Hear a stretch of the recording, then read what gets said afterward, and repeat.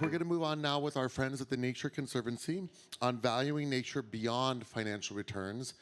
You may know that there's a lot happening in this area around asset tokenization and real efforts to try to monetize nature. And the way that this is done really is going to have huge impacts on all of us in our society. So I'm going to ask Marianne to come and join us now. I'm going to hand over to you. A quick moment.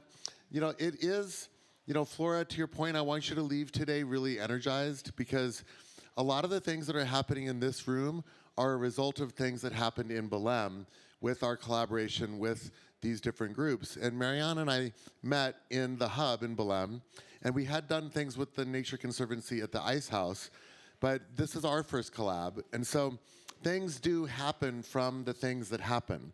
So I just want to remind you guys, this is our opportunity to do the work in the building. After your session, we're going to go into 2 fireside chats, one with Paidani from the Yawanawa, and one with Sam Tyker, who's outside from Coral Vita. Then we're going to have lunch, and then we're going to go into a strategic workshop for us all to create alignment between our organizations for work in 2026. So we all have the memo on how to essentially be synchronistic. Over to you. Thank you so much, Stan, and welcome everyone.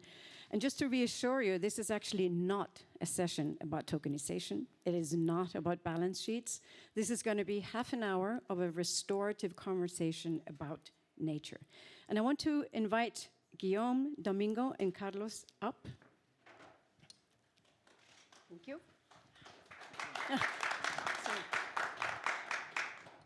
I was very struck, Flora, by your ending. And here we have 4 of us who have decades of experience.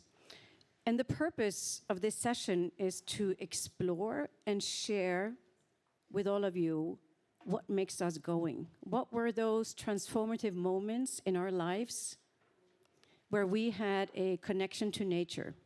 And what is that place that we go to when we are challenged to find that hope, Flora, that keeps us going?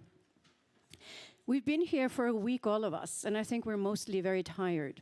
And we always struggle to get nature into the conversations. So we have to find ways to talk about nature, whether it is about financial returns, whether it's about drought resilience, wildfires, but we very rarely get to just celebrate the value of nature itself.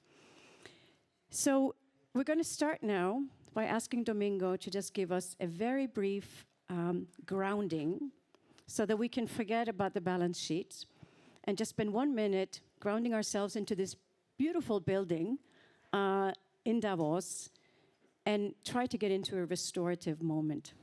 Domingo. Buenos días con todos, con todas. Primero quiero que relajemos, sentemos bien. Voy a hacer una meditación de 1 minuto, muy rápido, con un tabaquito. Es mi abuelito que siempre me acompaña. Después, si quieren alguien compartir, bienvenido. Relax, sit back, and I will start a ritual with tobacco. My grandfather, if you want to share, you're welcome.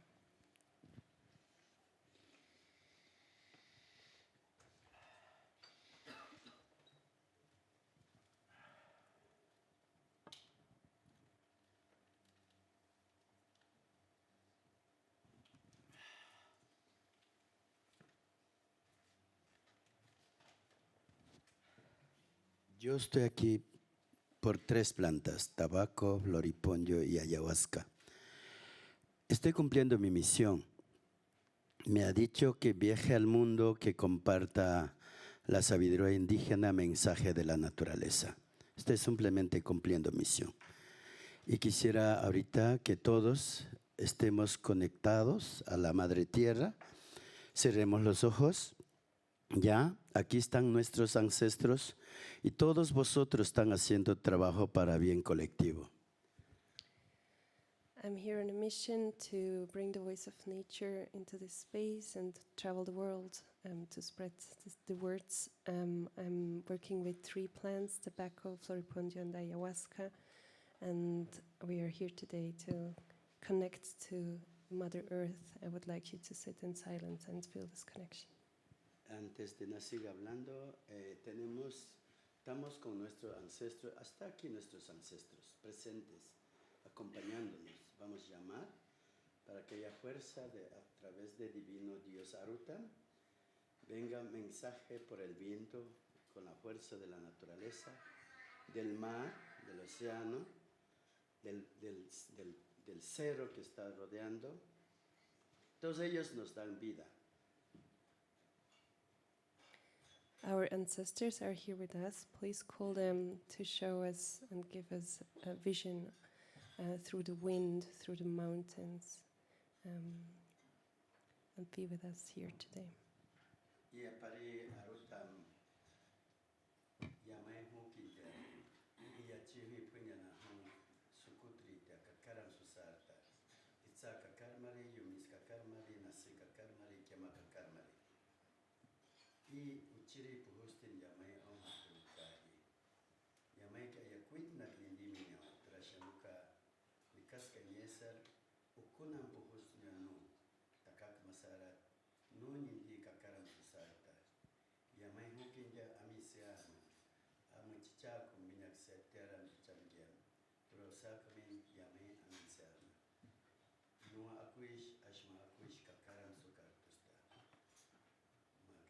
Vamos a hacer una 3 respiración profunda y abrimos los ojos. Vamos a inhalar y vamos a soltar.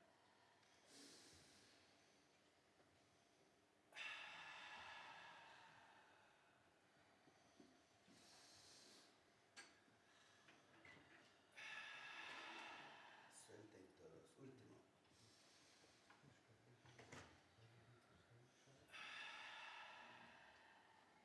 Abrimos los ojos. Vamos a hablar con amor, con cariño. Abren los ojos. ¿Ya? Estamos aquí. Open your eyes, you're here. Let's talk together with love and appreciation. Yo sé que estamos todos para negocios, pero ahora hablemos como familia. Hablemos como hermanos, hermanas, para ver cuál es el camino que tenemos que dirigirnos. Muchas gracias. I know that we're all here for business, but let's talk like family, like brothers and sisters, and let's find out together what's the way to go. Muchas gracias. I think this really sets us into the right scene. And we have a very varied group today, and we have different life experiences. We come from different countries, we come from different backgrounds. But the one thing that unites us all is this passion for nature. And I want to share a little bit about myself. I've been working for almost 3 decades protecting nature. I'm from Norway originally. And I grew up in Norway in the 70s and 80s, and protecting nature was not an issue because it's like Switzerland. There's beautiful nature everywhere. And the Norwegian philosophy is very much do good. And I wanted to do international development. So I did, and I ended up at one point in Panama, where I did work in international development. And then I got an opportunity to join a German mining company, a manganese mining company, who convinced me that they were going to be the first green mine in Latin America. This was in the early 1990s. And I joined the company, and I was the public face in the community where we were promising healthcare, a clinic, an ambulance, and restorative and restoration projects around the mine. And after 1 year, the manganese price drops, and what is first cut from our budget? All the social and environmental projects. Then we had opened up a dirt road into the mine, about 10 kilometers long. And this is all green tropical rainforest. And when we used to drive through, we saw howler monkeys, toucans. And after 1 year, we had the cattle ranchers move in to cut down the forest and just put cattle. And one day I'm standing there, and I was in front of the community, and I said, what am I doing here? This goes against all the values that I had grown up with. I'm in a country that's not mine. I'm destroying the rainforest, and I'm also eroding some of the trust with the local communities. So for me, it was the most transformative moment of my life, where I woke up and I said, I need to do something. And I did go back to graduate school, and I studied political ecology. And one day, in one of our university lectures, in comes this man. It was actually a man from California. Some of you stayed here for the whale session earlier this morning. So in comes this man, and he tells me this wonderful story about how in Baja California, the gray whales come to breed. And there's an initiative where local communities, tourism operators, federal government are all banding together to create a win-win situation in San Ignacio. And the Mitsubishi salt mine was about to be expanded. And he said, we have all convinced that saving the whales is good for business, it's good for communities, it's good for our culture. And when he said that, it clicked for me, and I said, this is the way it's supposed to be. And I walked up to him and I said, I want to work for you. And I said, who do you work for again? And he said, the Nature Conservancy. And I had never heard of the Nature Conservancy. But I joined, and I've now stayed for 27 years. And I actually went to Baja and spent 10 years working on protecting the whales. So for me, this is the type of experience that grounds me and also gives me hope. And when I am in situations like Davos, and it's all intellectual, and sometimes I remind myself that my heart is also in this and giving hope. So I wanted to ask the panelists to share stories like these, because these are the stories that connect us and give us purpose. And I want to start with you, Guillaume, investor, philanthropist, been working also decades in finance and also now nature. And can you share with us a bit about your story? Thank you. There's a maybe it's a Chinese saying, I'm not sure, but it says, tell me and I'll forget, teach me and I'll learn, implicate me and I'll understand. And that implication is so important to everything that we do. So from the finance side, in 2010, I really had that understanding experience. I had an investor behind me who was risk adverse and asked me to purchase for tens of millions of dollars of gold. And he didn't want to be in the stock market. And then on his investment side, he said, I want to participate in a reforestation project. So we did that. We bought tens of millions of gold thinking that we were being conservative, and then we entered into a reforestation project. That same year, I saw a film by a filmmaker, Swiss filmmaker called Daniel Schweitzer, who had a film called Dirty Paradise. And he, in a very astute way, showed how the rise of the price of gold creates pretty directly neurological diseases among indigenous populations in French Guiana. Because what happens? You buy gold, price of gold goes up. Suddenly it entices artisanal gold miners to leave the city, go into the forest, cut down the trees, hose down the area where the trees have been cut, put mercury, pour mercury into the ground, take a bucket, scoop everything up. The mercury creates an amalgam for the gold, and then they extract the gold, and then they throw the bucket of water and mercury into the rivers. Indigenous populations eat the fish, and suddenly they develop neurological diseases. So conceptually, when I saw that film, I said, well, from one end, we think we're being risk-averse as financiers in buying tens of millions of gold, small, a drop in the ocean compared to the gold market, but still. And on the other side, we're doing a reforestation project. So that makes no sense. And if we look at everything that we do, and we widen our vision of a value chain, and we measure impact, there we're saying we're creating negative impact. And so I went to this investor, and I told him the story, and he understood. So we sold the gold, and we focused more of our investments on reforestation. And most of the financiers we spoke to saying that this is crazy in terms of risk, putting a lot of money into reforestation. But if we invest in the stock market and we invest in gold, well, we're contributing to to a negative impact. And that was a fantastic experience for me, and I felt it deep inside, and that changed my whole professional life. And since then, I've been really focusing on being as pure as I can on an investment side. But to do that, and I'll stop here, I had to rethink for myself what risk meant, what performance meant.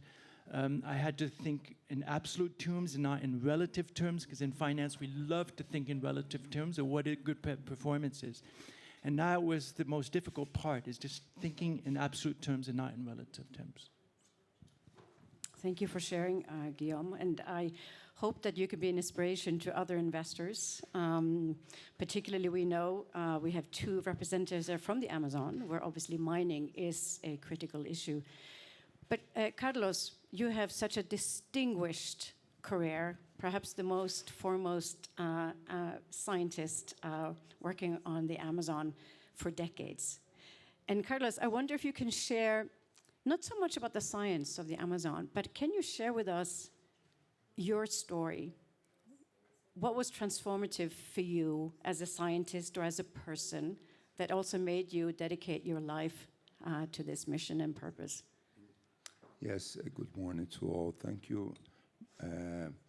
Yes, let me say, I've been working in the Amazon scientifically for a long time, 43 years.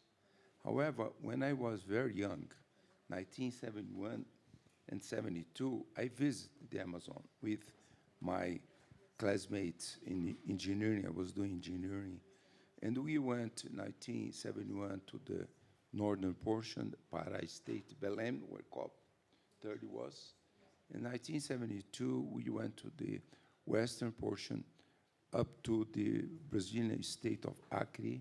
And that was the first time I visited an indigenous territory.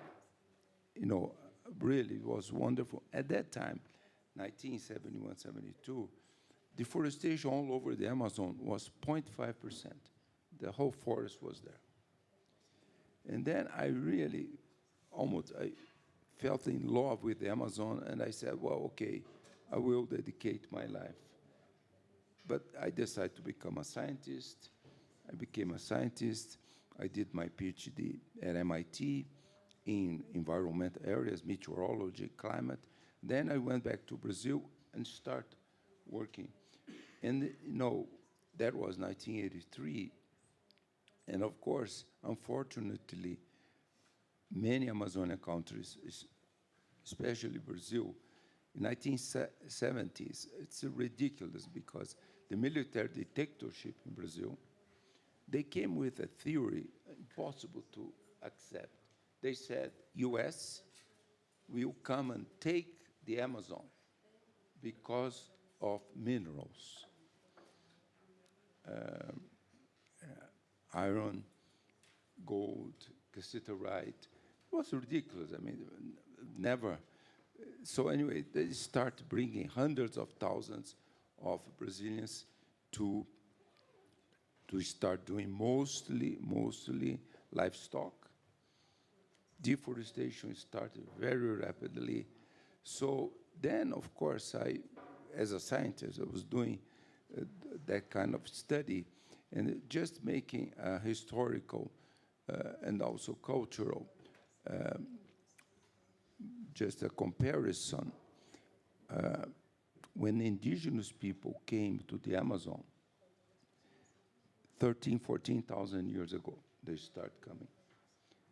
And they develop indigenous science.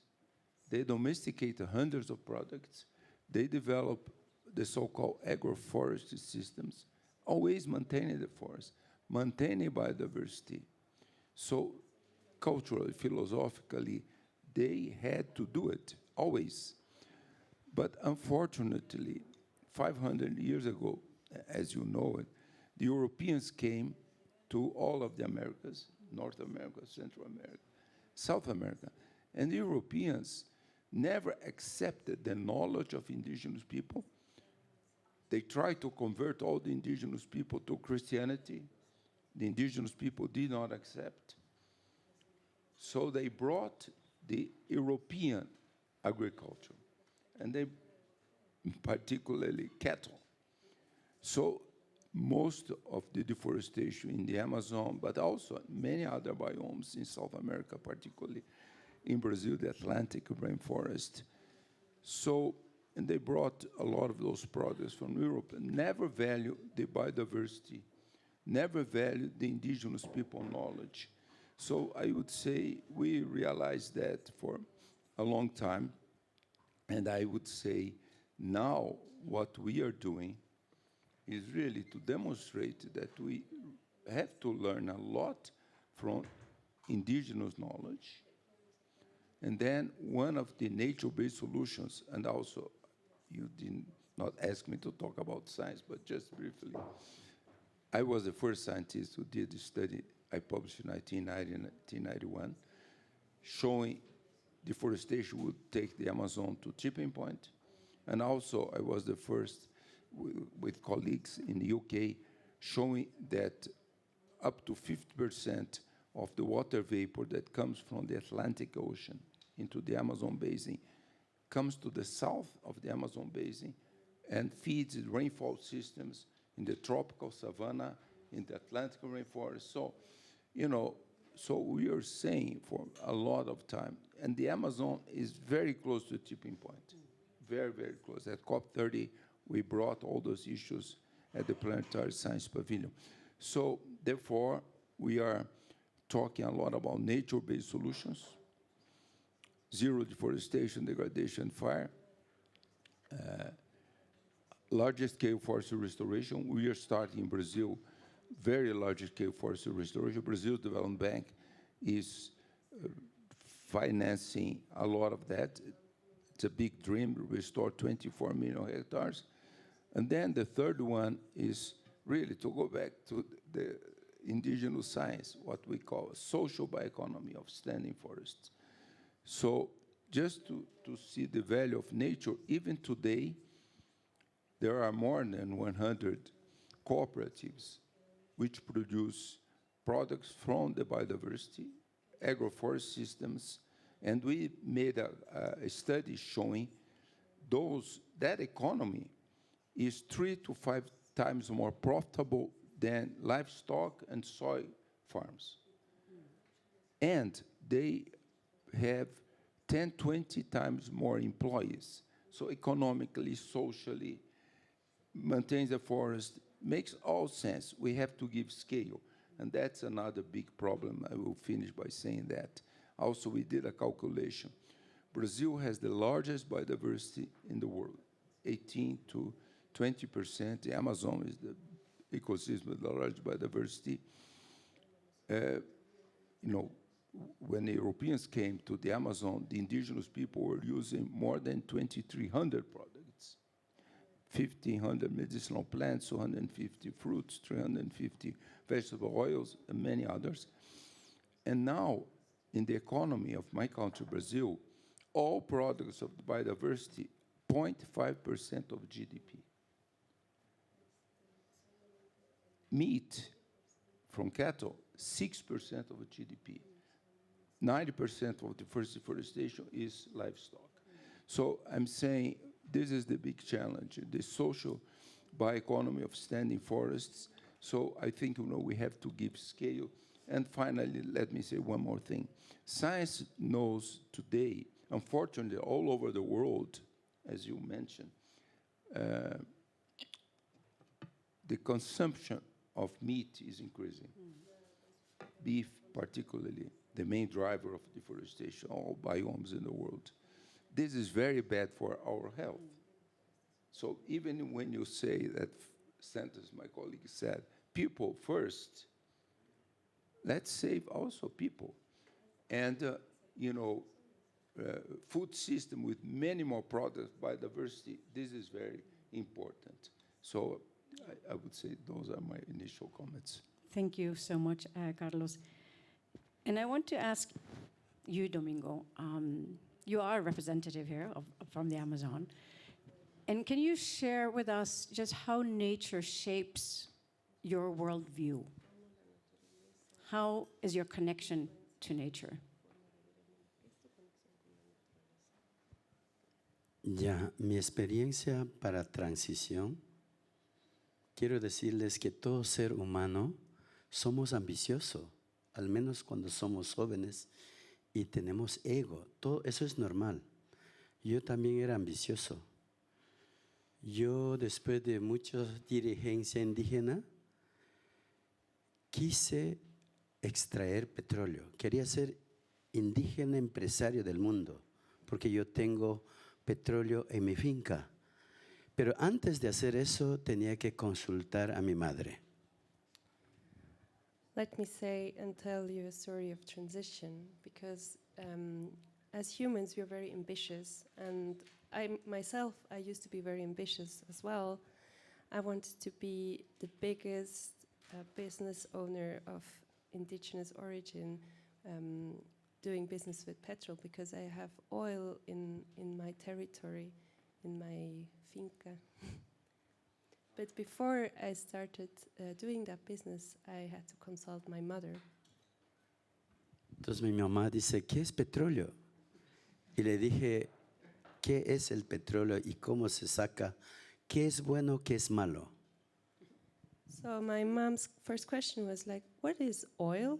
And Domingo started to explain how it's extracted, refined, what products you can make out of it, and what is good about it and bad about it. Entonces mi mamá dijo, no. Petróleo, si es así, no. Y esto es lo que me quedó aquí. Ninguna riqueza material vas a llevar cuando mueres. Naciste solo y vas a morir solo y no vas a llevar nada de riqueza material. So my mother said, if this is what oil is, no. And so what stayed with me is the wisdom that we arrive alone to this planet and we leave alone, and we won't take any material richness with us. So it doesn't make sense to accumulate. Eso fue el primer cambio mío, mi forma de pensar. Y me dijo, mejor ayuda a la gente lo que siempre haces. Entonces, eso fue el momento que yo olvidé todo lo que es ser poderoso. Olvidado ese primer momento. So that was my first moment of transition when she told me, just continue doing what you have been always doing, help our people, help the community. And so that was when I left behind this ambition of being powerful. El segundo momento muy fuerte, nosotros tenemos una conexión espiritual con el mundo natural. Con tabaco soñamos, comunicamos, hablamos y aprendemos. Y cuando creamos Cuencas Sagradas, una organización, yo no sabía qué hacer. Entonces tomé ayahuasca. Ahí me llegó un mensaje. So when we are looking, so that was the first transition. The second transition was when we created the organization of the Amazon Sacred Headwaters Alliance. We didn't know where to go. So whenever we are looking for direction, we work with plants, with tobacco, with ayahuasca. And so I took ayahuasca and it showed me a vision, a way to go. Venía un rayo solar muy fuerte desde arriba y vino un voz mensaje. Mira arriba. Y yo miraba arriba, había un cebo grande con muchos hoyos, huecos. Me dice, así está vuestro planeta. Se está destruyendo. Si usted no lleva ese mensaje al mundo moderno, se va a colapsar. Tienes que viajar al mundo, llevar este mensaje, que la Amazonía es un ser vivo, que nuestro planeta está en destrucción, tienen que cuidar entre todos. The message I received was, look up, and there was the sunlight breaching through a tree, the crown of a ceiba tree. Look up and look at this tree, and I saw how the crown had a lot of empty spaces. And this is how our planet is, the state of our planet. And if we don't change anything, it will collapse. So I understood that my mission was traveling the world, bringing this message to everyone. Ese es el mensaje que me llegó y estoy caminando en todos los eventos internacionales, he hecho alianza con personas importantes. Yo no tengo dinero, pero por mis aliados estoy aquí. ¿Sí? Entonces, mi misión es comunicar a la gente que no entiende la conexión espiritual, crear la conciencia para que podamos trabajar juntos. Mi rol aquí es hacer alianza, porque el único camino es hacer alianza, trabajar juntos, no importa la historia, empresarios, científicos, hombres, mujeres, jóvenes, tenemos que crear nuevo rumbo para alcanzar el propósito que viene para la próxima generación. And I'm here to create alliances. I don't have money myself, but I have friends, I have allies, and I am in international conferences to pass this message to say we have to work together and we can only shape things and change things if we work together in alliance. Para concluir, la alternativa, yo estoy muy claro lo que dice el señor hermano, el Carlos también, tenemos que automáticamente trabajar a la bioeconomía, a la vida, a la alimentación. Nosotros estamos enfocados ya a trabajar en la bioeconomía, cacao, café, que consume el mundo, y también otros productos amazónicos que tenemos que crear fuente de trabajo. Nuestro compromiso es cuidar 35 millones de hectáreas, pero también paralelamente tenemos que hacer programas para que la familia cuide y que siga con la vida digna. So what we are doing with Cuencas Sagradas is to protect 35 million hectares of Amazonic forest, and we are working in the bioeconomy, bringing Amazonian products. In parallel, we are also implementing programs that help the families be prepared to protect the forest. We have leadership programs for young indigenous leaders. We have reforestation programs, and we are working on this bioeconomy that will sustain the way of living in the Amazon. Muchas gracias. These are very inspiring and profound stories. And I want to end the session. I want to just ask you, Guillaume, and Carlos, just very briefly, what is it in nature that sustains you and gives you courageous hope and to give action going forward? I was so, Flora here, who sits and was so anxious after the first session. Can you just very briefly summarize what gives you hope? That's a good question. What gives me hope? I don't know, but I do, I come from the finance world, and I fundamentally believe that finance has created a lot of the ills of this world. Finance was a means, nature is substance, and unfortunately today, finance is a substance, and impact companies or nature are the means. So, but I do believe that finance can be the antidote. But for finance to be the antidote, it is important for us to understand and feel that finance has to be at the service of nature and not the other way around, which is right. How do you integrate nature into financial mechanisms, into financial structures, into the financial industry, and it can go beyond finance.